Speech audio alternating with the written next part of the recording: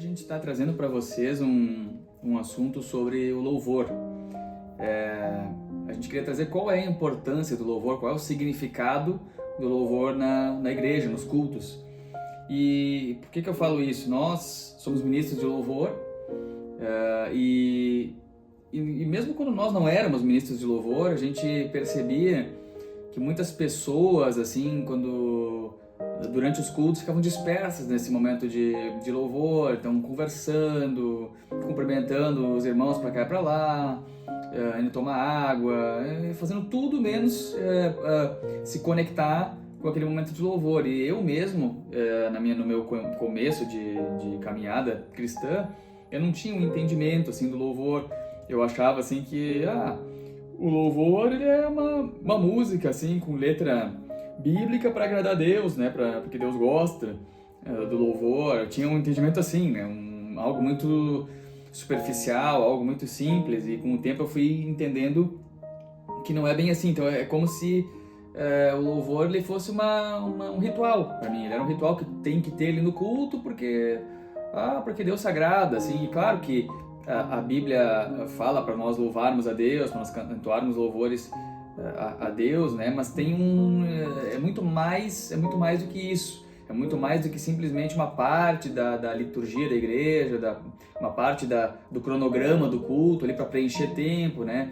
Para ficar mais bonito. E como a gente fala, a gente está colocando esse conteúdo no canal não só para cristãos maduros, antigos, experientes, mas para todo tipo de público. Então a gente trata numa linguagem, procura trazer numa linguagem mais simples, assim, porque tem pessoas que não entendem o que é o louvor.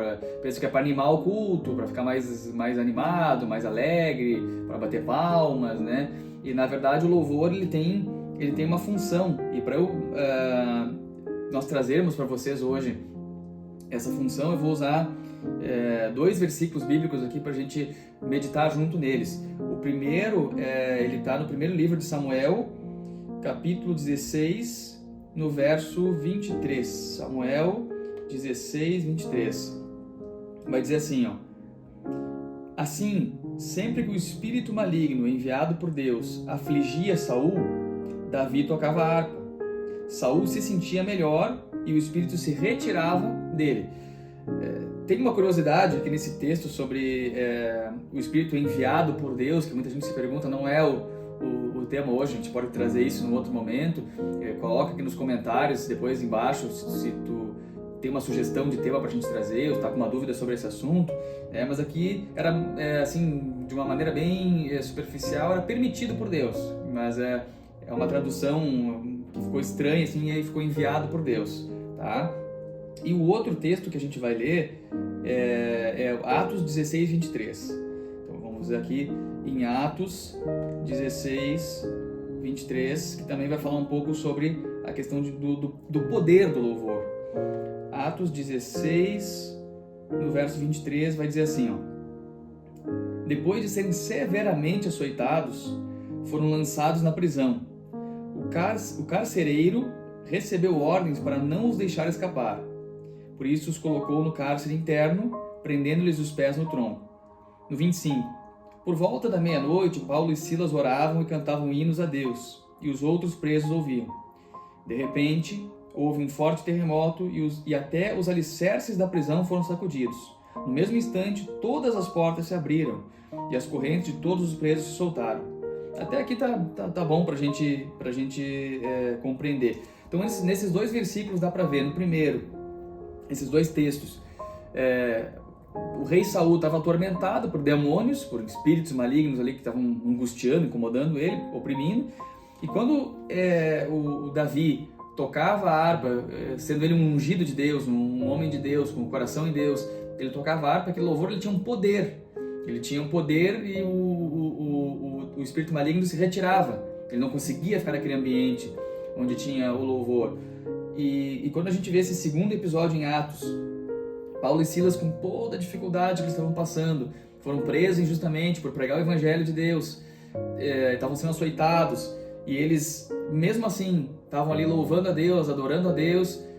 Isso fez com que o poder de Deus se manifestasse em favor deles e tivesse aquele terremoto onde as portas das prisões fossem abertas e eles, né, a partir dali eles acabaram sendo livrados daquela situação, né? Então a gente vê que louvor, ele não é uma liturgia, ele não é um ritual, ele é o poder de Deus. E é por isso que a gente quer trazer aqui nesse vídeo a importância de se conectar ao ambiente de louvor. Quando a gente está ali num culto e a banda está tocando, né, o louvor está fluindo, a gente se conectar, a gente não ficar distraídos, a gente não ficar pensando, né, porque não é um show também, não é um ritual e também não é um show. Não é ali pra gente ver como uma pessoa toca bem guitarra, como uma pessoa canta bem. É importante que a banda seja organizada, que toque bem, é maravilhoso. Ajuda o louvor a fluir melhor. Mas não é o objetivo. O objetivo ali é que a gente se conecte com Deus. E quem já teve uma experiência, como nós já tivemos, sabe que a gente prova que o louvor ele é poder. Porque a gente começa a se quebrantar, a gente começa a sentir a presença de Deus desde o começo do culto, no louvor, quando a música está tocando, né? Até quem é ministro de louvor, né, como nós também, que entendemos isso, nosso chamado, a gente sempre, antes de assumir o altar, entendia que o nosso objetivo era orar para que, através do louvor, algo acontecesse, para que o Espírito Santo de Deus se manifestasse naquele lugar de diferentes formas, onde a gente está louvando, mesmo que seja na simplicidade, no nosso lar, né? Não que a pessoa não realmente não vá fazer uma aula de canto, de instrumento, algo assim, mas que, além disso, a pessoa também buscar que o Espírito Santo realmente opere milagres naquele momento do louvor, que a igreja seja curada, restaurada, assim como aconteceu nos livros que meu esposo leu, ali com Paulo e Silas, também ali com Davi quando tocava ali sua harpa. Então o espírito do mal saía, aquele espírito ruim ia embora, e é a mesma intenção que o ministro, nós, né, temos que ter quando a gente fizer qualquer coisa, mas agora especificamente falando do louvor, pedir que Deus derrame através do nosso louvor a bênção e que a igreja esteja ali conectada, que eles possam entender que não é realmente só para assistir, não é algo só bonito, apesar de ser bonito, né, o louvor, mas não é só para isso. Exatamente. E até eu falo assim que o louvor também ele acaba sendo um facilitador para o culto fluir, porque quando o louvor é bom, o louvor ele é profético. Quando eu digo profético, ele é conectado com Deus, então a banda está alinhada com Deus. Se tu souber, como eu posso dizer, entrar nesse fluir ali, se conectar, fechar os teus olhos ali, não precisa, se não conhece a música que está tocando, não precisa cantar junto, né? Mas assim, às vezes orar, falar em outras línguas ali, se derramar na presença de Deus, isso já vai quebrantando o teu coração para quando chegar na palavra, né, as coisas fluírem melhor. É mais ou menos que nem colocar óleo numa correia de bicicleta, colocar graxa numa correia, num aparelho de academia, né? Tá difícil de puxar aquele peso, aquela polia não sobe, aquela coisa, né? Quem nunca fez academia e tentou subir uma polia, né, sem lubrificação, a coisa mais horrível, parece que pesa 1 tonelada. Aí coloca um óleozinho desengripante, uma coisa, aí desliza, né? Flui. E a mesma coisa com o louvor.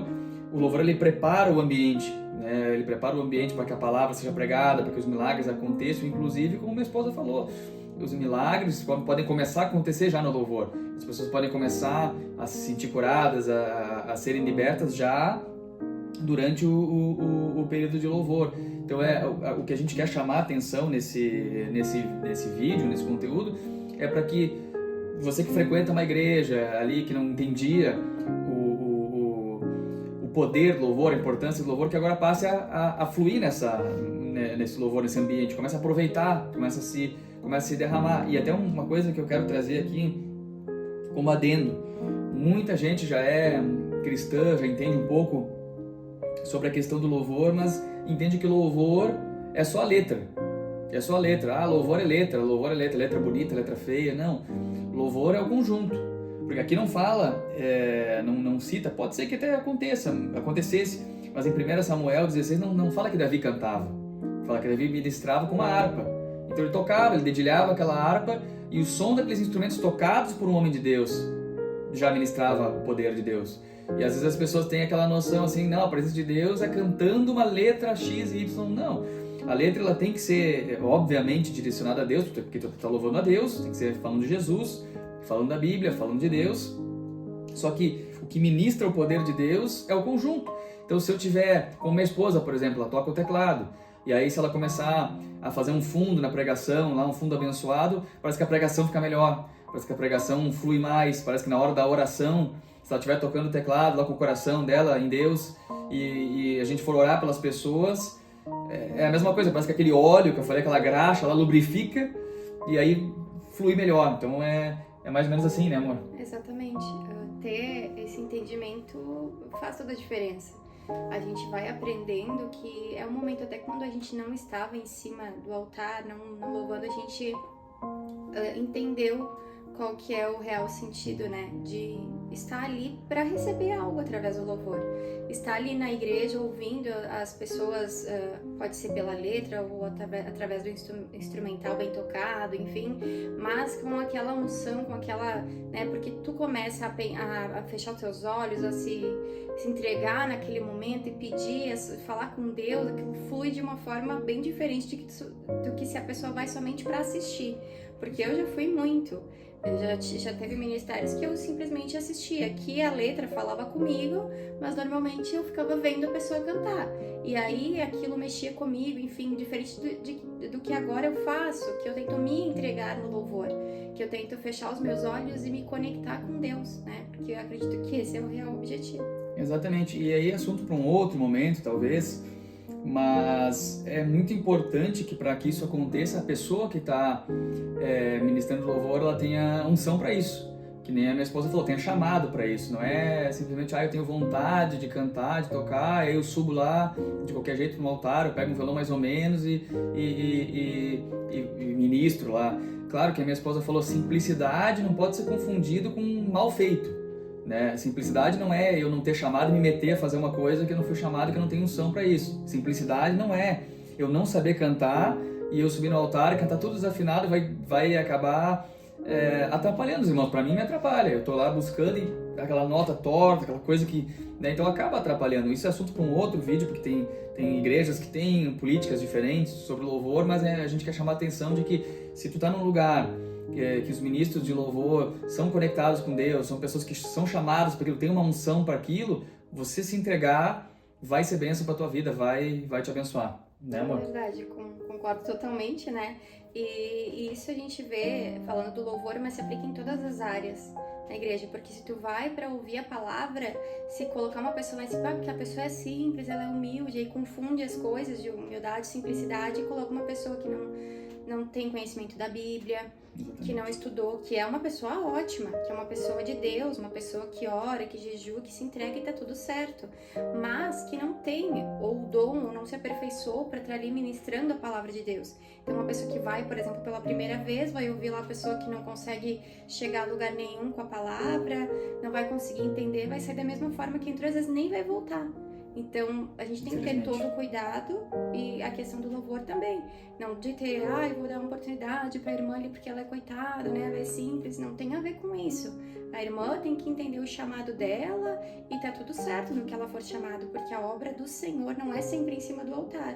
Então, como meu marido falou, é um assunto para outro momento, mas já, né, resumindo aqui, acredito que é isso, né? Então essa é a ideia que a gente queria passar para vocês hoje. A gente espera que esse vídeo abençoe a vida de vocês, que quem não se engajava, não se entregava no louvor, passe a entregar agora, e que se tu tiver experiências no louvor e quiser contar para nós nos comentários, deixa ali também, relata para nós experiências sobrenaturais que tu teve, um entendimento que tu teve, algo que chamou atenção aí no vídeo, a gente agradece. Que Deus abençoe a vida de vocês, deixa o curtir ali, compartilha com os teus amigos também o vídeo, e até uma próxima.